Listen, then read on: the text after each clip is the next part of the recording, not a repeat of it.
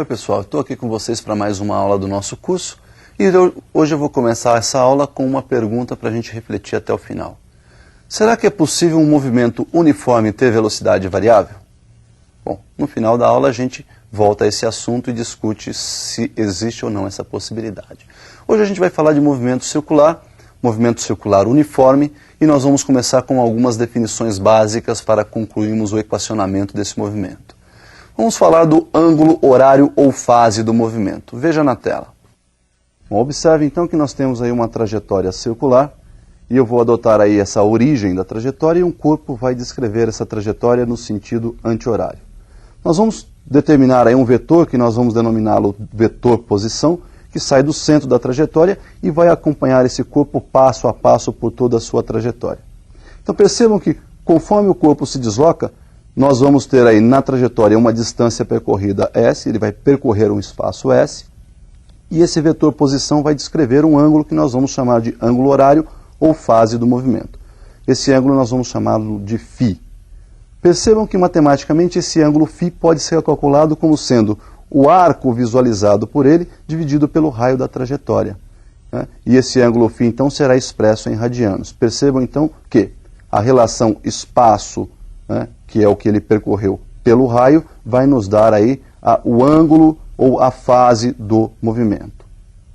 Bom, então como nós vimos a definição do ângulo horário, nós percebemos na figura um vetor posição que vai varrendo um ângulo e essa rapidez com que esse vetor varre esse ângulo pode ser medida. Nós vamos chamar isso aí de velocidade angular. Vamos observar então como é que se define essa velocidade angular. Nós temos ali um corpo ocupando a posição 1, vou chamar essa posição de S1, e perceba que o vetor, então, posição, já varreu um ângulo que a gente chama aí de φi, ou seja, ângulo inicial, fase inicial. Ao se deslocar no sentido anti-horário, ele vai ocupando aí a posição S2 ali, que nós vamos chamar, então, de posição final, e o vetor, então, novamente, agora, determina um segundo ângulo, que é a fase final, φf. A variação angular, então, que nós vamos chamar de ΔΦ, é obtida da diferença entre a fase final e a fase inicial, que dividida pelo tempo gasto no deslocamento, nos dá a intensidade da velocidade angular média. Se quiséssemos calcular a velocidade angular para cada instante, também seria possível e poderíamos fazer isso aí através do cálculo do limite. É só você calcular, então, a velocidade angular num limite de tempo tendendo a zero. E a gente já falou sobre isso numa aulinha passada, onde o limite é calculado através do cálculo matemático denominado derivada. A unidade, então, da nossa velocidade angular vai ser aí radianos por segundo, tá? Que, na verdade, é a unidade do ângulo, que está lá em cima, ΔΦ, que a gente chamou de radianos lá atrás, e tempo, que é dado no Sistema Internacional por segundo. Então, pessoal, nós vimos aí que no movimento circular nós temos dois tipos de velocidades. A velocidade escalar, que nós chamamos de linear, que é a rapidez com que varia o espaço, e a velocidade escalar angular, que é a rapidez com que varia o ângulo.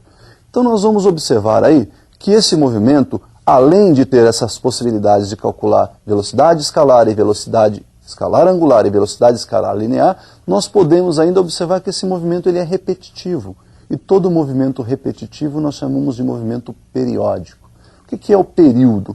Período para nós, numa definição bem simples, bem fácil de entender, é o menor intervalo de tempo que esse corpo leva para dar uma volta completa na trajetória. Perceba que ele sai da origem, vai descrever toda a trajetória, quando ele retorna à origem, completou uma volta. E se completou uma volta, você tem novamente a repetição das características iniciais do movimento. Consequentemente, esse tempo gasto para realizar essa uma volta nós vamos chamar de período. E com que frequência essa repetição ocorre? Então, frequência nós vamos definir. Perceba como é que fica a definição de frequência.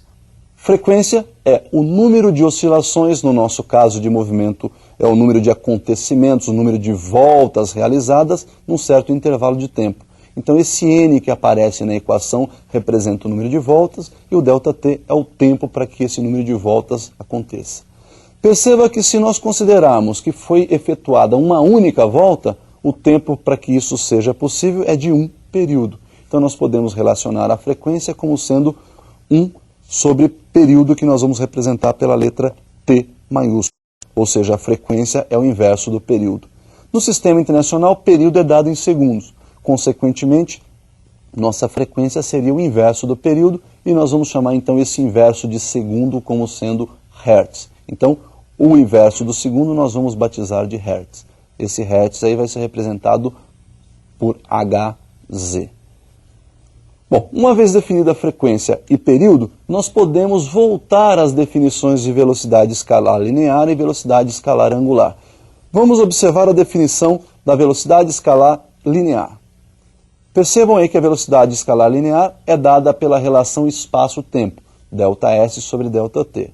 Em se tratando de uma trajetória circular, o ΔS para se percorrer uma volta completa é o próprio perímetro da circunferência que você pode calcular como sendo o produto de 2π vezes r.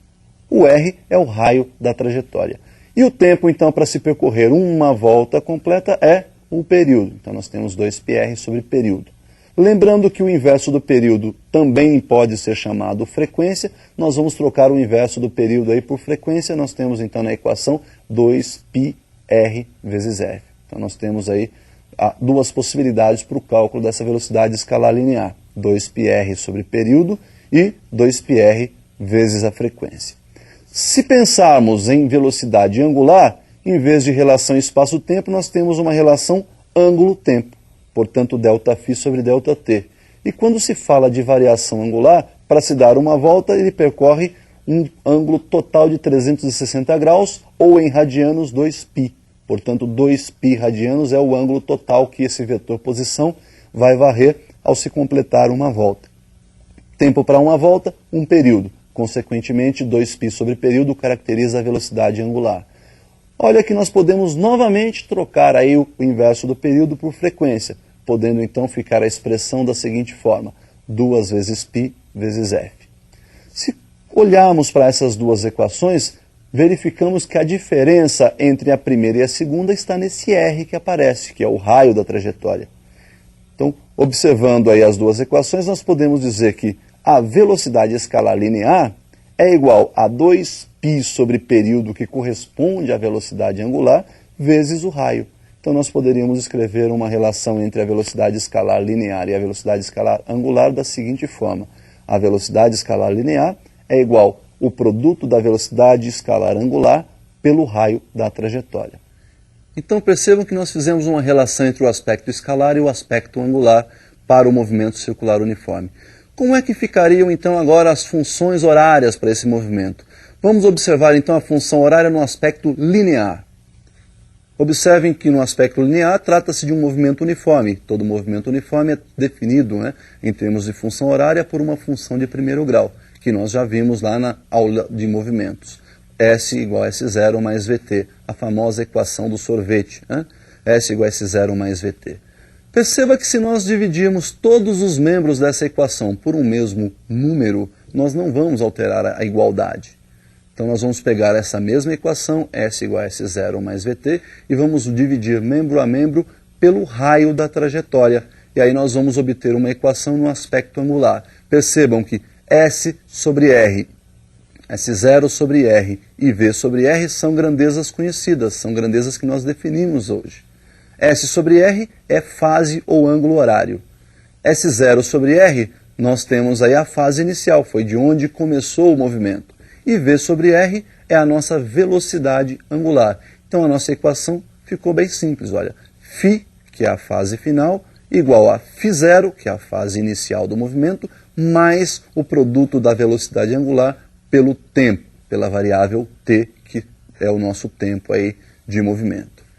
Bom, pessoal, para finalizar esse movimento, nós temos que lembrar que se tem velocidade linear, e essa velocidade muda a direção e sentido, portanto ela é variável, ela varia em direção e sentido. Então nós temos nesse tipo de movimento uma aceleração, mesmo sendo um movimento uniforme. Vamos definir a aceleração que nós vamos denominar aceleração centrípeta. Percebam que o corpo está em movimento, olha lá, o vetor velocidade está tangenciando, lembra que ele tem a mesma direção e o mesmo sentido do movimento, portanto está tangenciando a trajetória, e eu coloquei esse corpo aí em movimento. Perceba que ele saiu lá de cima e vai se deslocando aí ao longo do tempo. Para que ele possa fazer a curvatura, alguém tem que puxar esse corpo para dentro da trajetória. Caso contrário, ele vai permanecer ali em movimento horizontal.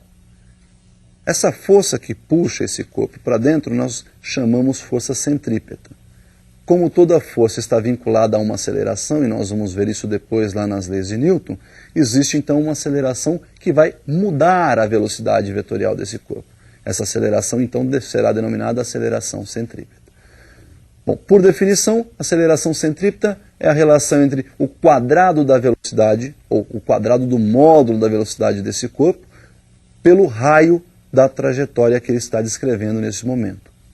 Como nós já vimos, a velocidade escalar linear é o produto da velocidade angular pelo raio da trajetória, nós podemos substituir então lá a velocidade ao quadrado por ômega vezes r, ou seja, velocidade angular vezes o raio. Nós temos então que a aceleração centrípeta seria ômega ao quadrado vezes r ao quadrado dividido por r. Simplificando r com r aí, nós temos que a aceleração centrípeta é o ômega ao quadrado multiplicado pelo raio. Esta é uma segunda opção para se calcular a aceleração centrípeta. E uma terceira opção seria substituir o r aí por v sobre ômega. Né? Uma vez que você sabe que o v é o produto de ômega vezes r, dividindo então v por ômega nós temos r, substituindo na equação de número 2, nós temos aí que a aceleração centrípeta é ômega ao quadrado vezes v sobre ômega. Simplificando ômega ao quadrado e ômega, nós temos que a aceleração centrípeta também é ômega vezes v. Pessoal, como vocês puderam observar, mesmo sendo um movimento uniforme, esse movimento tem uma aceleração, porque a sua velocidade, embora tenha módulo constante, ela tem direção e sentido variando ao longo do tempo. Consequentemente, ela é considerada uma grandeza variável. Por hoje é só, e nós então vamos ficando por aí. Até uma próxima.